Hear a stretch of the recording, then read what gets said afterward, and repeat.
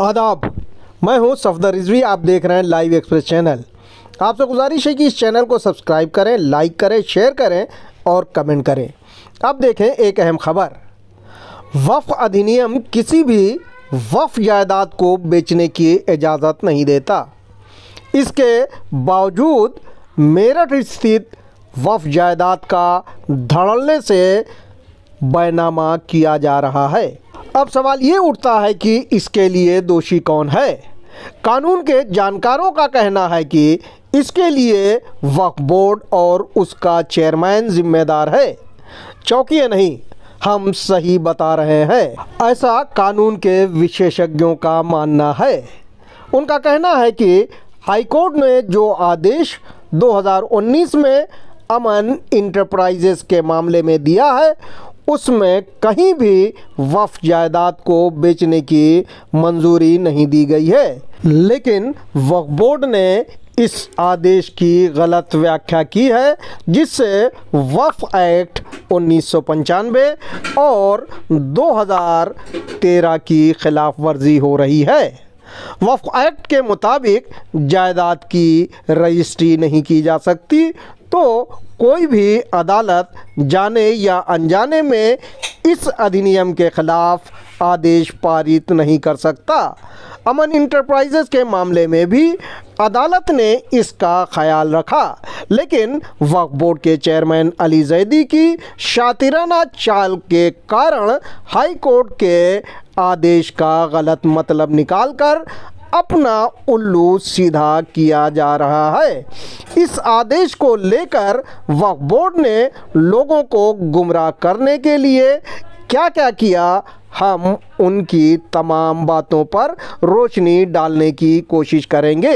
हालांकि वक्फ बोर्डों के घटिया कामकाज से लोग भली भांति वाकिफ़ हैं, इसके बावजूद हम ये बताना ज़रूरी समझते हैं कि उत्तर प्रदेश शिया सेंट्रल वक्फ बोर्ड हमेशा से विवादों में क्यों रहा। इसके विवादों में रहने की एक वजह ये भी रही है कि इसके ज़्यादातर मुतवल्ली भ्रष्ट और दागी रहे हैं। उन्होंने अपने स्वार्थ की खातिर वक्फ जायदादों को बेचने और खुर्द-बुर्द करने की कार्रवाइयाँ अंजाम दी हैं, जिस कारण वक्फ बोर्ड विवादों में रहा है।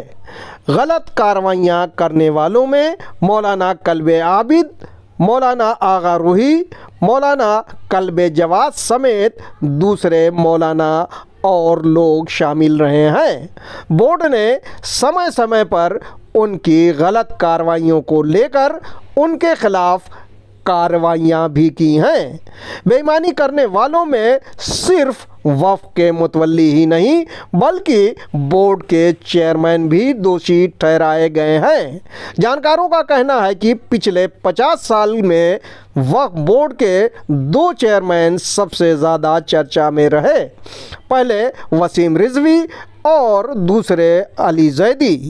वसीम रिजवी के कार्यकाल में ढेरों वक्फ संपत्तियों को बर्बाद किया गया और उल्टा सीधा फैसला लिया गया, जिसका खामियाजा आज तक भुगतना पड़ रहा है। लेकिन आज अली जैदी के समय में वसीम रिजवी से ज़्यादा गलत फैसले लिए जा रहे हैं। वसीम रिजवी के समय में जो उल्टे सीधे काम किए गए, उसके बुरे असरात आज तक सामने आ रहे हैं। इसी तरह आज जो कुछ मौजूदा चेयरमैन अली जैदी चतुराई, बेईमानी और अपने स्वार्थ की खातिर कर रहे हैं, उसका खामियाजा कल सामने आएगा। कहने का मतलब ये है कि वक्फ जायदाद का अमीन या संरक्षक वक्फ बोर्ड है और हर दौर में वक्फ बोर्ड ने अपनी जिम्मेदारियां पूरी तरह नहीं निभाई। बोर्ड की छूट का नतीजा था कि मौलाना कल्बे आबिद साहब ने वक्फ अली जां खां की ढेरों वक्फ संपत्तियों को बेच डाला, जिसके ढेरों सबूत मौजूद हैं। इस वक्फ के पूर्व मुतवल्ली बहार आलम ने तो यहाँ तक बता दिया है कि किस किस वफ़ जायदाद को मौलाना कल्बे आबिद साहब क़िबला ने बेचा और किस किस को उन्होंने मुख्तारे आम के ज़रिए बिकवाया। ख़रीदने वाले आज भी ज़िंदा हैं, जो चाहें वो उनसे जाकर पूछ सकते हैं। आजकल इस वफ़ अली जां खां के मुतवल्ली मौलाना कल्बे जवाद हैं।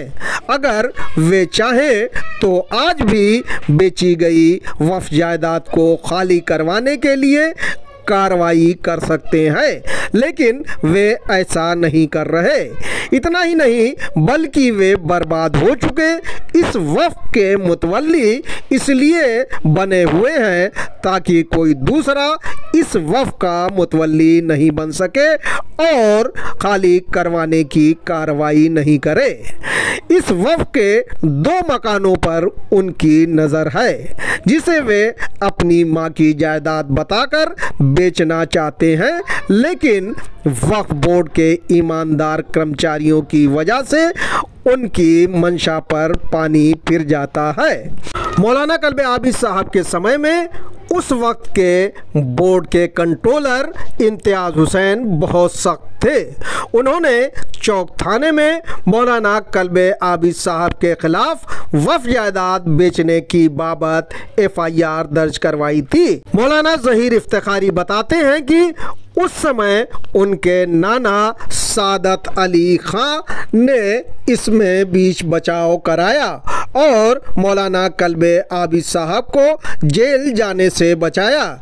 इस सवाल पर कि क्या आपके नाना ने शरीयत के मुजरिम और वफ़ चोर को बचाया, इस पर ज़हीर इफ्तिखारी बताते हैं कि सबके सामने ये तय हुआ था कि मौलाना कल्बे आबिद साहब औकाफ के मुतवल्लियों पद से इस्तीफ़ा देंगे और बेची गई वफ़ जायदाद से हासिल हुई 10,000 रुपये की रकम बोर्ड में जमा करवाएंगे।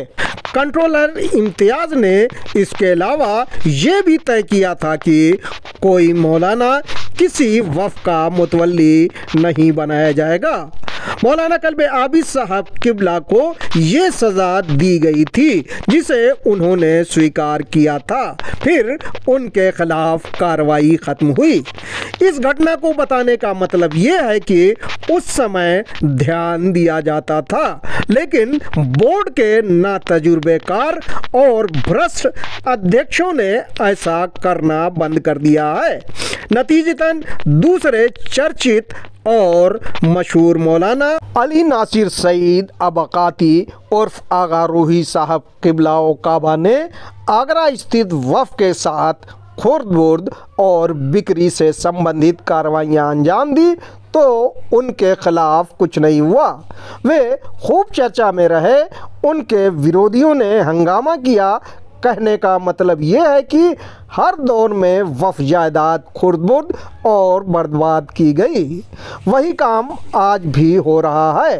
आज तब्दीली इतनी आई है कि लोग जागरूक हो गए हैं और गलत कामों के खिलाफ आवाज़ उठा रहे हैं, भले ही वे कुछ कर पाए या नहीं। आज वक्फ मामलों के अल्लामा कहे जाने वाले ज़मीर नकवी तकरीबन हर गलत फैसले के खिलाफ आवाज़ बुलंद करते नज़र आते हैं। कई मामलों में वे सरकार को पत्र लिखते हैं और कई मामलों में उन्होंने अदालती कार्रवाई भी की है। इनके अलावा मौलाना यासूब अब्बास, सामाजिक कार्यकर्ता बहार आलम, सैयद फैज़ी, मौलाना अली हसन कुम्मी उर्फ पप्पू जनाब ने भी समय समय पर वफ़ जायदाद को बेचने के खिलाफ आवाज़ बुलंद की है। इन सब ने एक आवाज़ होकर खबरों की बिक्री पर रोक लगाने के लिए सरकार से भी मांग की थी, लेकिन खबरों के सौदागर कहे जाने वाले मौलाना कल्बे जवाद ने सीना ठोक कर ये कहना शुरू कर दिया है कि वे लाखों रुपए कब्रों के लिए नहीं बल्कि डोनेशन के रूप में लेते हैं, जबकि उन्हें जान लेना चाहिए कि ऐसा करना भी हराम और गैर शरई है। वफ़ के साथ खुर्द-बुर्द करने वालों के खिलाफ बोलने वालों में फर्रुखाबाद के बुजुर्ग काजी ज़फ़र एडवोकेट का नाम भी नज़रअंदाज नहीं किया जा सकता। उन्होंने भी समय समय पर वक्फ बोर्ड से खुर्द-बुर्द करने वालों के खिलाफ कार्रवाई करने की मांग की है।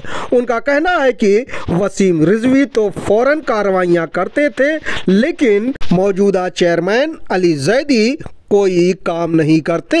इसी कारण फर्रुखाबाद में ज़्यादातर वक्त बर्बाद हो रहे हैं। यहाँ तक कि इमाम बाड़े को भी खुदवा कर फेंक दिया गया, लेकिन अली जैदी ने कोई कानूनी कार्रवाई नहीं की। कानून के जानकारों का कहना है कि ऐसा ही चेयरमैन अली जैदी ने मेरठ की चर्चित और विवादित 15/1 वफ़ असगर हुसैन की जायदाद के साथ किया। मौजूदा समय में इस वफ़ का धड़ल्ले के साथ बैनामा किया जा रहा है। इसके लिए लोगों का कहना है कि चेयरमैन अली जैदी दोषी है। उनका ये भी कहना है कि अगर कोई इस मामले को लेकर अदालत का दरवाज़ा खटखटाए तो चेयरमैन अली जैदी को निश्चित तौर पर सज़ा होगी। ऐसा इसलिए क्योंकि उन्होंने लोगों को गुमराह किया है। ऐसा उन्होंने हाई कोर्ट के आदेश का गलत मतलब निकाल के किया है। इस वफ़ जायदाद से 1 या 2 करोड़ का नुकसान नहीं, बल्कि 100 करोड़ से ज़्यादा का नुकसान हो रहा है। अदालत के किसी आदेश का गलत मतलब नहीं निकाला जाना चाहिए। अदालत इसकी इजाज़त नहीं देती, भले ही ऐसा करने वाले कानून के जानकार हों या आम आदमी। लेकिन अली जैदी ने बहुत ही चतुराई के साथ एक वकील को एक्सपर्ट बताकर उसके ज़रिए अपना उल्लू सीधा कर लिया। ऐसा भी हो सकता है कि उस वकील ने उनसे इस काम के लिए भारी भरकम रकम ली हो, लेकिन उस वकील ने जो राय दी वो कानून के मुताबिक नहीं है। आदेश कुछ है और बताया कुछ और जा रहा। अमन इंटरप्राइजेस के मामले में हाईकोर्ट ने चेयरमैन द्वारा की गई 52 की कार्रवाई के आदेश को रद्द कर दिया। इसका मतलब ये नहीं है कि 2008 का आदेश लागू हो जाएगा, क्योंकि हाई कोर्ट का आदेश 2019 में आया है और 2013 में वक्फ अधिनियम में संशोधन करके ये साफ कर दिया गया है कि वक्फ की कोई जायदाद किसी भी रूप में नहीं बेची जा सकती। इस अधिनियम को ध्यान में रखते हुए हाई कोर्ट ने अमन इंटरप्राइजेस के मामले में आदेश दिया और बैनामा करने का कोई जिक्र नहीं किया या बैनामा करने की कोई मंजूरी नहीं दी। लेकिन वक्फ बोर्ड ने अपने वकील SAA रिजवी के ज़रिए आदेश का गलत मतलब निकाला। हमने कानून के एक ऐसे जानकार से बात की जिनकी नज़र वक्फ अधिनियम और उससे संबंधित तमाम छोटे बड़े कानूनों पर है। वे साफ साफ कहते हैं कि वक्फ जायदाद किसी भी कीमत पर नहीं बेची जा सकती। जो ऐसा कर रहा है वो अपराध कर रहा है। सुने उनके शब्द। अनुराग साहब, इसमें कानून क्या कहता है जो हमने आपको सारा डिस्क्राइब किया? देखिए, वक़्फ़ कभी बिक ही नहीं सकता है जी, फुल स्टॉप। वक़्फ़ का एजुडिकेशन 80 से 84 सेक्शन वक़्फ़ एक्ट के तहत 1995 वक़्फ़ एक्ट के तहत वक़्फ़ ट्रिब्यूनल करेगा। वक़्फ़ ट्रिब्यूनल के अलावा कोई नहीं वक़्फ़ का एजुडिकेशन यानी कि उसका जो विस्तारण है कर सकता है। ये सुप्रीम कोर्ट ने डायरेक्शन 3 बार सुप्रीम कोर्ट के डिफरेंट केसेस में कहा है। Full stop.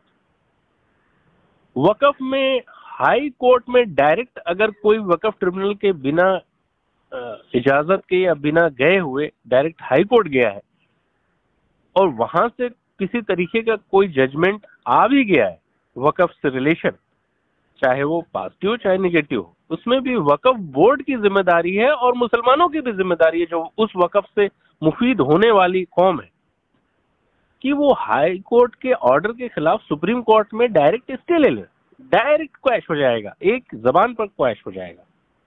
जी। अगर वो नहीं भी कोई लेता है, कोई मुसलमान या किसी तरीके का वक्फ बोर्ड, तो माना जाता है कि वो लोग मिले हुए हैं। लेकिन हम इस कौम में किसी दानिश्वर वकीलों से तो इतना तो एक्सपेक्ट कर सकते हैं, अगर कौम के लोग वक्फ बचाना चाहते हैं, कि सुप्रीम कोर्ट में एक अर्जी लगा करके ऐसे हाई कोर्ट के ऑर्डर को क्वैश करा दे। जी। और हाई कोर्ट का अगर ऑर्डर एम्बिग्युइटी में है तो भी क्वैश हो, फेवर में है वक्फ माफिया के या वक्फ बेचने वालों को तो भी क्वैश हो सकता है। और अगर चाहें तो इस पर वकीला एक अर्जी भी दे सकते हैं कि इस ऑर्डर में एम्बिग्युइटी है, तो फिर से उसको रिवीजन पिटीशन डाल दें हाई कोर्ट में। हाई कोर्ट बोलेगा कि भाई वक्फ ट्रिब्यूनल जाइए, वक्फ का मैटर है, पहले ट्रिब्यूनल चले जाइए, वहां कुछ ऑर्डर होता है तो रिवीजन में हमारे पास में आ जाइए। जी। ये है कानून। अब इस कानून को न मानने वाली कौम को आप क्या कह सकते हैं, वो टर्मिनोलॉजी आप निकालिए।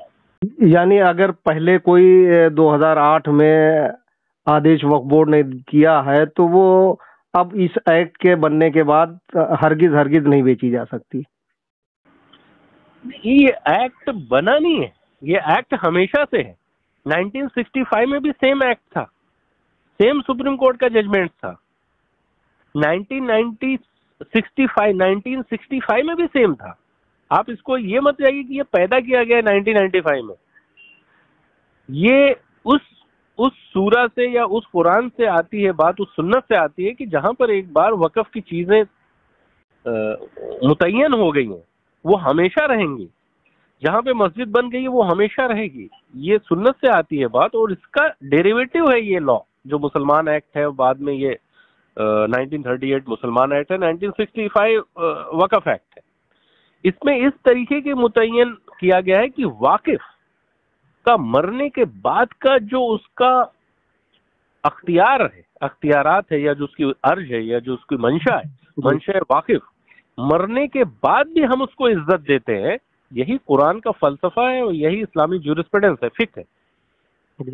यानी अगर किसी की मंशा है कि ये जो है चीज मैं वक्फ कर रहा हूं प्याऊ बनाने के लिए, तो वो हमेशा प्याऊ ही रहेगा, चाहे चिड़िया पानी पिए चाहे इंसान पानी पिए। अगर उसने इंसान के लिए कह दिया कितना भी बिस्लरी बन जाए, लेकिन वो प्याऊ ही रहेगा।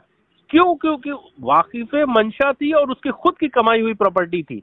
उसमें ना वक्फ बोर्ड कुछ कह सकता है, ना एक्ट कुछ कह सकता है, ना कोई कुछ कह सकता है। ये हमारा वक्फ का प्रोविजन है, बेसिक प्रूफ फंडा, कि वाकिफे मंशा को हमने पैरामाउंट किया हुआ है। आप समझ सकते हैं जी। अगर कोई हमने कब्रिस्तान किया और कोई मरने वाला ही नहीं रहा जी। तो भी कब्रिस्तान खत्म थोड़ी हो सकती है, क्योंकि पिछले जो लोगों का दफन किया जा चुका है उनकी तो कब्रें रहेंगी। अगर हमने वाकिफ मंशा के हिसाब से मस्जिद बना दिया, वो मस्जिद ही रहेगी। हो सकता है आज कोई मस्जिद में ना जाए, लेकिन 100 साल बाद जाएगा, 1 लाख साल बाद जाएगा। ये हमारी फलसफा है वक्फ का। वक्फ अल्लाह बहुत पैरामाउंट चीज है और हमारा फंडामेंटल राइट जिंदा लोगों के लिए, लेकिन कुरान का ये जो राइट दिया गया है ये मुर्दा लोगों के लिए, यानी कि वाकिफ मंशा को बहुत इज्जत दी गई है।